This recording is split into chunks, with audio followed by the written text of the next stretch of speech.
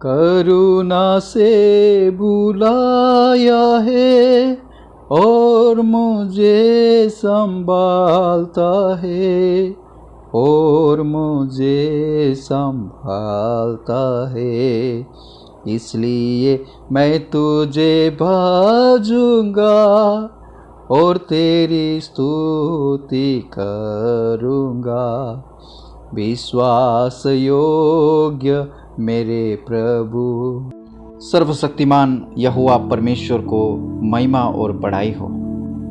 आइए हम आज का मनन के लिए भजन संहिता का पुस्तक उसका 57 अध्याय हम देखेंगे।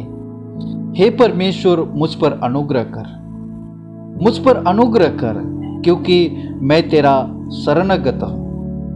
और जब तक ये विपत्तियां निकल ना जाए तब तक मैं तेरे पंखों तले शरण लिए रहूंगा। मैं परम प्रधान परमेश्वर को पुकारूंगा, परमेश्वर को जो मेरे लिए सब कुछ सिद्ध करता है। परमेश्वर स्वर्ग से भेजकर मुझे बचा लेगा। जब मेरा निगलने वाला निंदा कर रहा हो, परमेश्वर अपनी करुणा और सच्चाई प्रकट करेगा।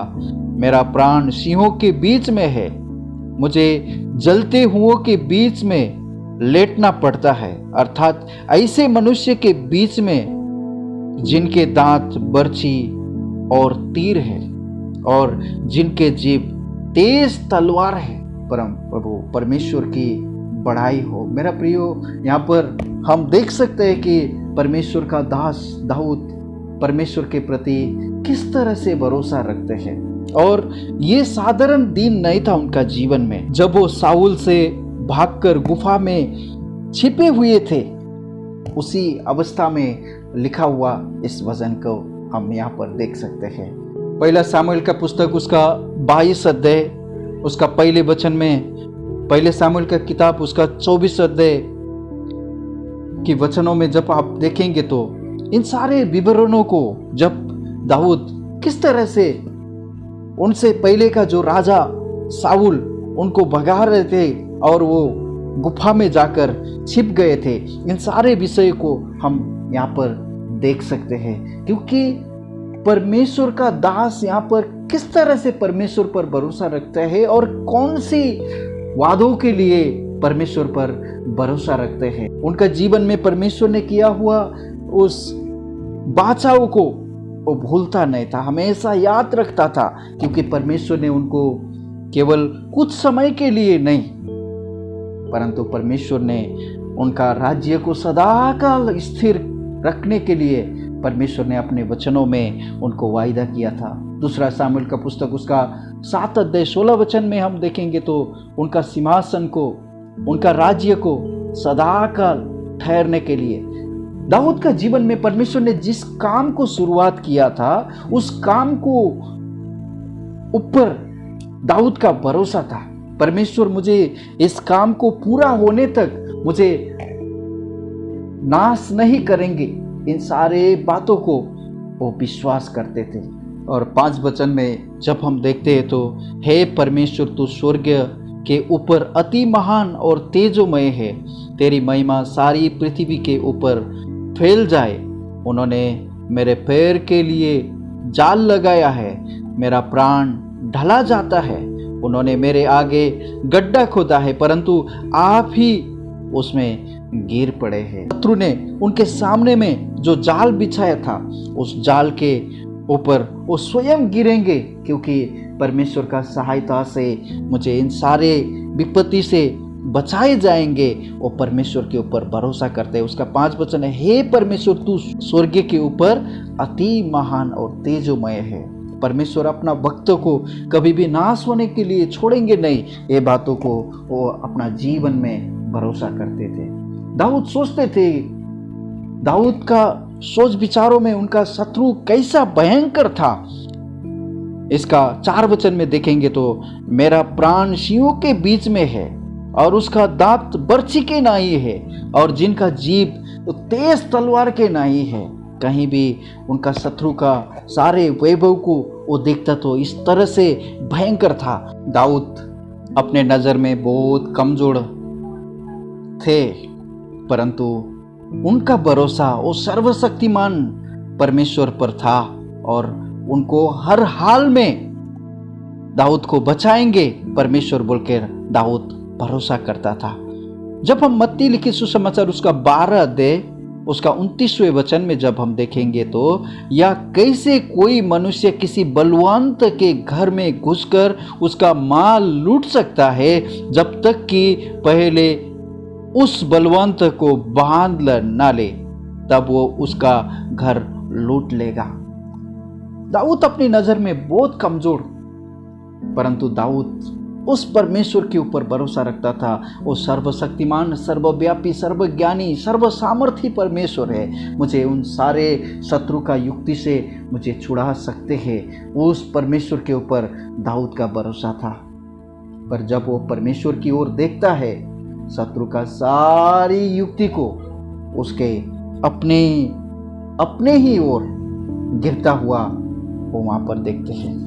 भजन संग्रह 54 का 5 वचन में कहते हैं, वो मेरे द्रोहियों की बुराई को उन्हीं पर लौटा देगा। हे परमेश्वर, अपनी सच्चाई के कारण उनका विनाश कर। परमेश्वर का धन्यवाद हो मेरा प्रियो। आज आप और मैं उस विपत्ति के समय में जब परमेश्वर का दास ने लिख कर रखे थे, उस वचनों को आज हम पढ़कर हमारे जीवन का सारे विपत्ति के समय, हम उनका विपत्ति के समय में उन्होंने कैसे अपने आप को परमेश्वर पर भरोसा रखते थे और उस विपत्ति से अपने आप को बचाता था, उस बातों को हम पूर्ण रीति से हम देख सकते हैं। 57 का 7 वचन में कहते हैं, हे परमेश्वर, मेरा मन स्थिर है, मेरा मन स्थिर है, मैं गाऊंगा वरन भजन कीर्तन करूंगा। अपने आप को मन में उन्होंने कहता है, कभी कभी डर के कारण, कभी कभी शत्रु का हमला के सामने में वो अपना मन को भी खो जाते थे, परंतु यहाँ पर कहते हैं, हे परमेश्वर, मेरा मन स्थिर है, मेरा मन स्थिर है, मैं गाऊंगा वरन कीर्तन करूंगा। हे मेरी आत्मा जाग जा, हे सारंगी और बिना जाग जाओ, मैं भी पाँव फटते ही जाग उठूंगा। कभी कभी आत्मा में उन्होंने सोए हुए रहते थे, कभी कभी मन में उदासीनता के कारण, डर के कारण मन में वो कमजोर हो जाते थे। इसी तरह से अपने आप को समझाते थे परमेश्वर का दास। हमने जब भजन संहिता का पुस्तक उसका 42 और 43 अध्याय में देखे थे, हे मेरे प्राण, तू क्यों गिर जाता है, तू अंदर ही अंदर क्यों व्याकुल हो जाता है। परमेश्वर पर भरोसा रख, क्योंकि वो मेरे मुख की चमक और मेरा परमेश्वर है, मैं फिर उसका धन्यवाद करूंगा। उनका एक अवस्था, जब दुख का आने के समय, जब तकलीफ आने के समय हमारा खुद का साहस से हम टूट जाते हैं, इसी तरह दाऊद का भी जीवन में इस तरह का डर का सामना वो भी करते थे। इस तरह का वो होपलेस, इस तरह का आशाहीन अवस्था में होकर दाऊद भी गुजरते थे, परंतु यहाँ पर हम देख सकते हैं, मेरा मन स्थिर है, मेरा मन स्थिर है, बार बार वो अपना ही मन में कहते हैं। और इतना ही नहीं है, प्रभु का वचन में कहते हैं, हे मेरी आत्मा तू जाग जा।